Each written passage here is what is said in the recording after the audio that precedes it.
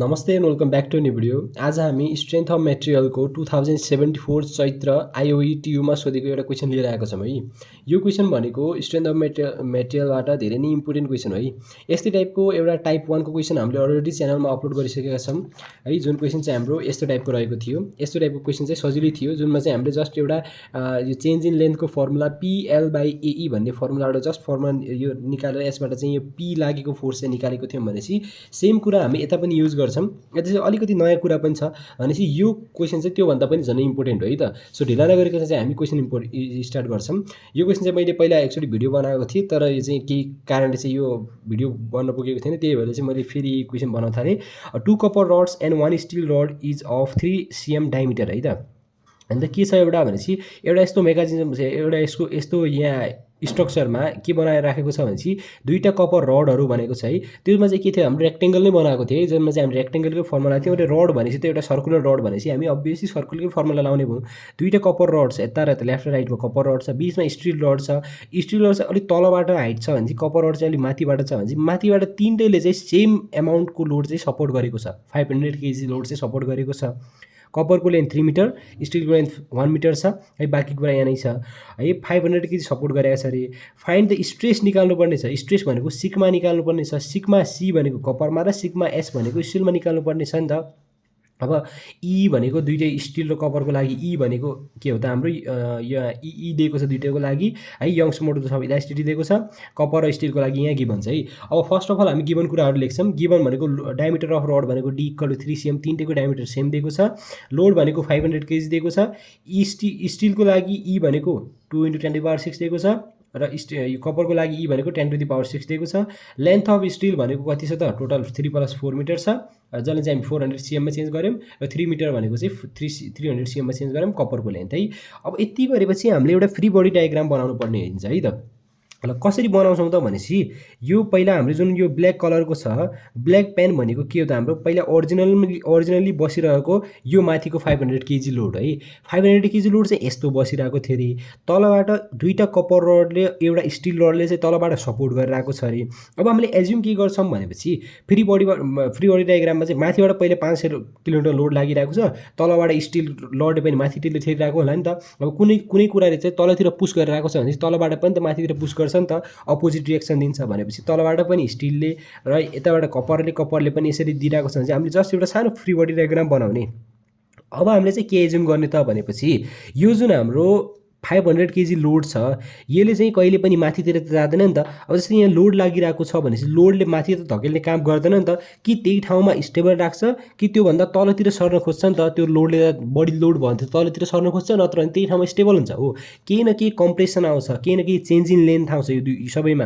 अब tension load हुन्थ्यो माथितिर तानिरहेको हुन्थ्यो भनेपछि हामी अभियसली के गर्थ्यौँ त, यताबाट हामी यो लोड चाहिँ घटिरहेको भन्ने थियौँ कि माथितिर अलिकति माथितिर गएको भन्ने थियौँ भनेपछि यिनीहरूमा चाहिँ कम्प्रेसन आएको होइन कि यिनीहरूमा टेन्सन आएको भन्ने थियौँ नि त। अहिले के गर्थ्यो, माथिबाट तलतिर ठेलिरहेको छ भनेपछि हामी के एज्युम गर्छौँ त, यो जुन 500 kg को बिम छ यो अलिकति जुन मैले यो ब्लू कलरले ड्यास गरेर यो अलिकति ह्याचिङ गरेर देखाएको छु, अलिकति तल सऱ्यो है।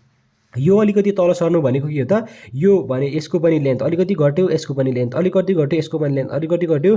चेन्ज चाहिँ सबैमा सेम आउने हो, तर यिनीहरूको यङ्स मोडुलसले, लेन्थले, डायमिटरले, बाँकी अब कुन मेटेरियल हो त्योमा चाहिँ अलिकति फरक पर्छ है त। यो कम्प्रेसन अथवा टेन्सन भनेपछि सबैको अलिकति लेन्थ घट्यो भनेर चाहिँ हामीले एज्युम गर्छौँ। जस्ट यो भनेको हाम्रो फ्री बडी डायग्राम भइहाल्यो। अब हेर्नु त मैले यहाँ लेट भनेर राखिदिएको छु। पिसी भनेको लोड टेकन बाई कपर भयो है, यहाँनिरको कुरा हो। पिएस भनेको लोड टेकन बाई स्टिल भयो। डेल्टा एस भनेको decrease in length of steel rod भयो है। डेल एस भनेको हामी अब पछि निकाल्छौँ। अब लेन्थ भनेको डेल एलएस गर्दा नि हुन्थ्यो। डेल सी भनेको decrease in length of copper rod छ। यो सबै कुरा भयो। अब यति गरेपछि हामीले इक्विलिब्रियम इक्वेसनमा जानुपर्ने हुन्छ है त। फर्स्ट पार्ट भनेको हाम्रो इक्विलिब्रियम इक्वेसनमा जानुपर्ने हुन्छ। अब एक्स डाइरेक्सनतिर त कुनै पनि फोर्स छैन, निकाल्नु परेन है। अब जम्मा हामीले के गर्छौँ त, वाइ डाइरेक्सनतिर निकाल्छौँ। समेसन FY = 0 गर्छौँ। पोजिटिभ अपवर्ड अलवेज हामी जस्तै दिन्छ त्यस्तै गर्छौँ। पिसी माथि छ प्लस भयो, पिएस पनि माथि छ प्लस भयो, पिसी पनि माथि छ प्लस भयो, 500 तल छ भने चाहिँ -500 भयो। यहाँबाट पिसी र पिसी 2 पिसी भयो, प्लस पिसी = 500 इक्वेसन 1बाट यहाँबाट हामी इक्वेसन 1 बनाउन सक्छौँ है। त्यसपछि हामीसँग एउटा कम्प्याटिबिलिटी इक्वेसन छ।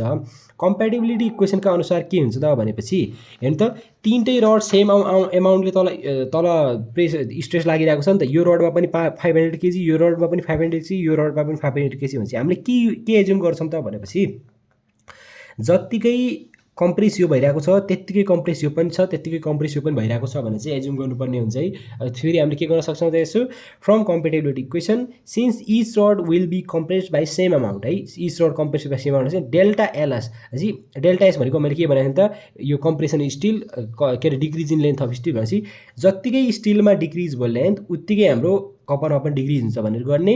अब डेल्टा एसको फर्मुला त हामीले पुरानो भिडियोमा भनेको थियौँ। जहिले नि change in length delta L equal to अथवा डेल्टा चेन्ज इन लेन्थ भनेको पिएल बाई एई भन्ने हाम्रो फर्मुला हुन्छ, तपाईँले कन्ठ पार्नुपर्ने हुन्छ। यो एउटा फर्मुला छ है पिएल बाई एई, यो कपरको लागि भने सिसिसिसी छ, यो स्टिलको लागि चाहिँ एसएसएसएस छ। जस्ट भ्याल्यु पुट गर्ने, पीको भ्याल्यु चाहिँ छैन है, पीको भ्याल्यु चाहिँ छैन। अब फेरि यहाँ पी चाहिँ छ नि, यो पी भनेको चाहिँ टोटल पी हो है त, यो भनेको टोटल पी हो, यो भनेको कपर अथवा स्टिलको पी होइन। यो जस्ट हामीले के काम लाग्छ भनेपछि इक्विलिब्रियम इक्वेसनमा काम लाग्ने हो यो भनेपछि। अब पिएस थाहा छैन, एल भनेको 4 मिटर थियो जसलाई चाहिँ हामी 400 सीएममा गऱ्यौँ। ए भनेको चाहिँ एरिया भनेको के हुन्छ त यसको हेर्नु त। अब के को लागि हो त स्टिलको लागि हो नि, स्टिलको डायमिटर दिएको छ 3 सीएम दिएको छ।